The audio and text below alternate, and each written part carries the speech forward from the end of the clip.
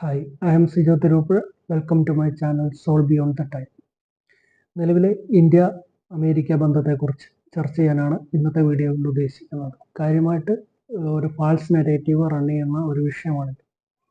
India America തമ്മിൽ നിലവിലെ പ്രശ്നം എന്താണെന്ന് വെച്ചാൽ, ഇന്ത്യ അമേരിക്കയുടെ ഫോറിൻ പോളിസിക്ക് അനുസരിച്ച് നിലപാടുകൾ എടുക്കുന്നില്ല. നമുക്ക് നമ്മുടേതായ ഒരു ഫോറിൻ പോളിസി, നമ്മുടേതായ തീരുമാനങ്ങൾ, ഓരോ വിഷയങ്ങളും വരുന്ന അമേരിക്ക എന്ന് പറയുന്ന രാജ്യത്ത് അധികം പ്രകോപിപ്പിക്കുന്നുണ്ട് ഒരു പരിധിവരെ.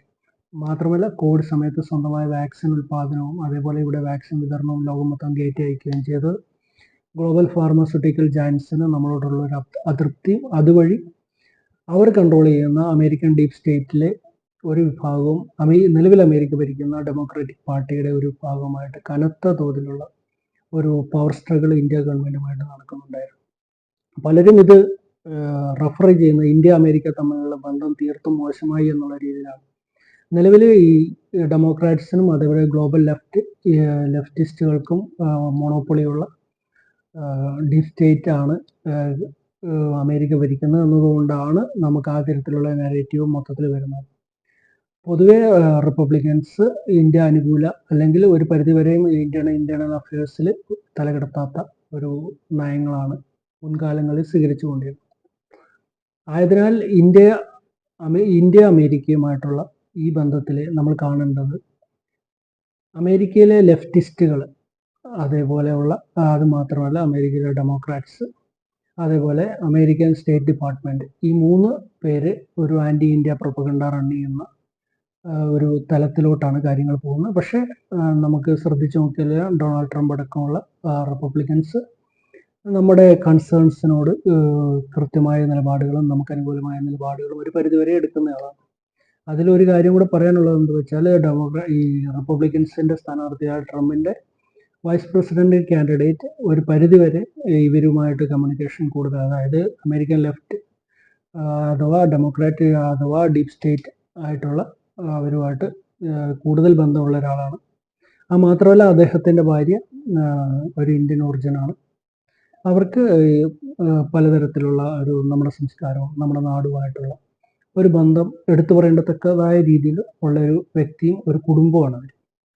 അപ്പോൾ നിലവിൽ നമ്മൾ കാണേണ്ടത് അമേരിക്ക നിലവിൽ ഭരിക്കുന്ന പാർട്ടിയുടെ പോളിസീസ് ഒരു ആൻറ്റി ഇന്ത്യ അല്ലെങ്കിൽ നമ്മുടെ ഒരു നാഷണലിസ്റ്റ് നെഗറ്റീവിന് ചേർന്നതല്ല.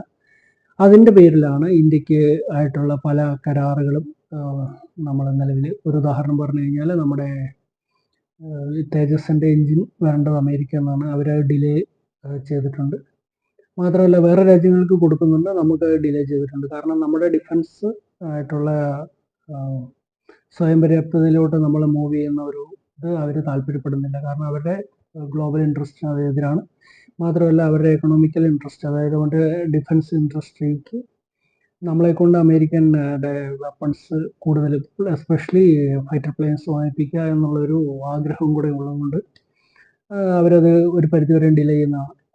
അപ്പോൾ ആ രീതിയിലുള്ള ഒരു സ്ട്രഗിൾ നടക്കുന്നുണ്ട്. മാത്രമല്ല റഷ്യ ഇന്ത്യ ബന്ധം ശക്തമായി പോകുന്നതും റഷ്യയിൽ നിന്ന് ഇന്ത്യ ഓയിൽ വാങ്ങിക്കുന്നതും അതിന് ഇന്ത്യൻ റുപ്പി ഉപയോഗിക്കുന്നതൊന്നും അമേരിക്കനെ സംബന്ധിച്ച് അത്ര താല്പര്യമുള്ളൊരു കാര്യമല്ല. അതിൽ ഇന്ത്യയുടെ നിലപാട് എന്താണെന്ന് വെച്ച് കഴിഞ്ഞാൽ, ഇന്ത്യ സ്വതന്ത്രമായ ഒരു സ്ട്രാറ്റജിക് ഓട്ടോണമി നമ്മൾക്ക് വേണം. നമ്മൾ ആരുടെയും ഒരു കക്ഷിയായി നിൽക്കാൻ ആഗ്രഹിക്കുന്നില്ല എന്ന നിലയിലാണ് രണ്ട് കൂട്ടരോടും ഡീൽ ചെയ്യുന്നത്. പക്ഷേ കഴിഞ്ഞ ഒരു 10, 20, 25 വർഷത്തോളം ലോകം ഒറ്റയ്ക്ക് ഭരിക്കുന്നു എന്ന് അവർ തന്നെ കരുതുന്ന ഒരു രാജ്യത്തെ സംബന്ധിച്ച് ഒരു ഇന്ത്യനെ പോലെയുള്ള ഒരു രാജ്യം അങ്ങനെ ഒരു നിലപാടെടുക്കുമ്പോൾ സ്വാഭാവികമായിട്ടും കുറച്ച് പ്രശ്നങ്ങളുണ്ട്. അതുകൊണ്ടാണ് അവർക്ക് ഇന്ത്യയിൽ അവർ പറഞ്ഞാൽ കേൾക്കുന്ന ഒരു ഗവൺമെൻറ് അല്ലെങ്കിൽ ഒരു പപ്പറ്റ് ഗവൺമെൻറ് ഒക്കെ വേണം എന്നുള്ളൊരു ആഗ്രഹത്തിൻ്റെ പുറത്താണ് ഈ ഗ്ലോബലിസ്റ്റുകൾ, എസ്പെഷ്യലി ഡെമോക്രാറ്റ്സിൻ്റെ ബാക്കിലുള്ള ഈ ഡീപ് സ്റ്റേറ്റ്, അവർ നമ്മൾ കേട്ടിട്ടുണ്ടാകും ജോർജ് സോറോസ് അല്ലെങ്കിൽ ഈ പറയുന്ന റിപ്പോർട്ടുകളൊക്കെ ഉണ്ടാക്കുന്നവർ, അല്ലെങ്കിൽ ഗ്ലോബലി പലതരത്തിലുള്ള റേറ്റിങ്സ് നടത്തുന്ന ഏജൻസികൾ, ഇതെല്ലാം ഇവർ കൺട്രോൾ ചെയ്യുന്ന ഏജൻസികളാണ്. അപ്പോൾ ഇവരെ നമുക്കെതിരെ പലതരത്തിലുള്ള നാരേറ്റീവ്സ് ബിൽഡ് ചെയ്യാൻ ശ്രമിക്കുന്നതും അതിൻ്റെ ഭാഗമായിട്ട് നിങ്ങൾക്ക് ശ്രദ്ധിച്ചാൽ കാണാം, ഈയിടെ അമേരിക്കൻ ഡിപ്ലോമാറ്റ്സ് പലരും ഒമർ അബ്ദുള്ള, അതേപോലെ തന്നെ ഒവൈസി, അങ്ങനെ പലരെയും പിന്നെ ചില കർഷക സമര നേതാക്കളെയൊക്കെ പോയി കണ്ട് ഇവിടെ ഒരു അൺട്രസ്റ്റിനുള്ള ഒരു ശ്രമമാണോ എന്ന് നമുക്ക് സംശയിക്കത്തക്കതായ കാര്യങ്ങൾ പലതും മൂവ് ചെയ്തിട്ടുണ്ട്. പക്ഷെ അപ്പോഴും നമ്മൾ മനസ്സിലാക്കേണ്ടത് ഇവരെയൊക്കെ കാണണമെങ്കിൽ അമേരിക്കൻ ഡിപ്ലോമാറ്റ്സിന് ഇന്ത്യൻ എക്സ്റ്റേണൽ അഫയേഴ്സ് മിനിസ്ട്രിയുടെ സമ്മതം വേണം. ആ സമ്മതം ഉണ്ടായിട്ടായിരിക്കണം പോയി കണ്ടിട്ടുണ്ടാവുക. എങ്കിൽ പോലും അതൊരു മെസ്സേജ് പാസ് ചെയ്യുന്നതാണ് നമുക്ക്. We can do something other than what you had seen, അല്ലെങ്കിൽ ഞങ്ങൾക്ക് ഇനിയും ഇന്ത്യയിൽ ഒരു സേ ഉണ്ട് എന്ന് നിലവിലെ ഇന്ത്യ ഗവൺമെന്റിന്റെ അടുത്ത് ഒരു പറയാതെ പറയുന്ന ഒരു ശ്രമമാണ് അവർ നടത്തിയതെന്നാണ് നമ്മൾ കരുതേണ്ടത്. ഇന്ത്യയെ സംബന്ധിച്ച് ഇന്ത്യയുടെ നയതന്ത്ര സ്വതന്ത്ര നിലപാടുകളെ ചോദ്യം ചെയ്യുന്ന ഒരു അമേരിക്കയുടെ എസ്റ്റാബ്ലിഷ്മെന്റ് നമ്മൾ താല്പര്യപ്പെടുന്നില്ല. നമ്മുടെ രാജ്യത്തിന് നമ്മുടേതായ നയങ്ങളുണ്ട്, നമ്മുടെ രാജ്യ താല്പര്യങ്ങളുണ്ട്. നമുക്ക് എണ്ണ വില കുറച്ച് ഇപ്പോൾ അമേരിക്ക തരുവാണെങ്കിൽ അമേരിക്കയിൽ നിന്ന് വാങ്ങിക്കും, റഷ്യ തരുവാണെങ്കിൽ റഷ്യ നിന്ന് വാങ്ങിക്കും, വെനിസ്വേല തരുവാണെങ്കിൽ വെനിസ്വേലയിൽ നിന്ന് വാങ്ങിക്കും. അത് മാത്രമല്ല, ലോകത്ത് എസ്പെഷ്യലി യൂറോപ്പും അമേരിക്കയും ഒരു റിസഷൻ മോഡിലോട്ട് പോവുകയാണ്. അപ്പോൾ നമ്മൾ പല വീഡിയോകൾ കാണുമ്പോഴും നമ്മൾ മനസ്സിലാക്കേണ്ട കാര്യം, പലരും പറയുന്നുണ്ട് അമേരിക്കനെ പടക്കി നമുക്ക് മുന്നോട്ട് പോകാൻ പറ്റില്ല. പക്ഷേ ഇതിൽ നമുക്ക് മനസ്സിലാക്കേണ്ട കാര്യം, ഇന്ത്യനെ പടക്കി പല യൂറോപ്യൻ രാജ്യങ്ങൾക്ക്, ഈവൻ അമേരിക്കയ്ക്ക് വരെ ഒരു പരിധി വിട്ട് മുന്നോട്ട് പോകാൻ പറ്റില്ല. മാത്രമല്ല, എസ്പെഷ്യലി അതിന് കാരണം എന്താണെന്ന് വെച്ച് കഴിഞ്ഞാൽ, ഗ്ലോബലി ഫണ്ട് മാനേജ് ചെയ്യുന്ന ഫണ്ട് മാനേജേഴ്സിന് നിലവിൽ ഏറ്റവും വളർച്ചയുള്ള എക്കണോമി അല്ലെങ്കിൽ റിസഷൻ സാധ്യത ഏറ്റവും കുറഞ്ഞ എക്കണോമി ഇന്ത്യൻ എക്കണോമി ആയതുകൊണ്ട് ഇവിടെ ഇന്ത്യൻ മാർക്കറ്റിൽ അവരുടെ ആക്സസ്, ഇന്ത്യൻ മാർക്കറ്റിൽ അവർക്ക് ഇൻവെസ്റ്റ്മെൻറ്റുകൾ ചെയ്താൽ മാത്രമേ അവരുടെ പണം മൂല്യവർധന ഉണ്ടാവുകയുള്ളൂ എന്നുള്ളതുകൊണ്ടും പൂർണ്ണമായും നമ്മളെ ഒഴിവാക്കിക്കൊണ്ട് അവർക്ക് മുന്നോട്ട് പോകാൻ പറ്റില്ല. എങ്കിലും അവർ ട്രൈ ചെയ്യുന്നത് നമ്മളൊരു അമേരിക്കൻ സൈഡിലോട്ട് വരണം എന്നുള്ളതും ആണ്. അപ്പോൾ നമ്മൾ ശ്രദ്ധിച്ചു നോക്കിയാൽ അറിയാം, നമ്മളതിന് വഴങ്ങിക്കൊടുക്കാത്തതിൻ്റെ പേരിൽ ഇപ്പം പാകിസ്ഥാൻ ഏകദേശം $101 മില്യൺ സഹായം അവർ ചെയ്തിട്ടുണ്ട്. മാത്രമല്ല, അഫ്ഗാനിസ്ഥാനിൽ അമേരിക്ക ഇട്ടിട്ട് പോയ പല ബുള്ളറ്റ്സ്, അതായത് പല ആയുധങ്ങളും കാശ്മീരിൽ ഇന്ത്യക്കെതിരെ പ്രയോഗിക്കപ്പെടുന്നുണ്ട് ഭീകരവാദികൾ വഴി.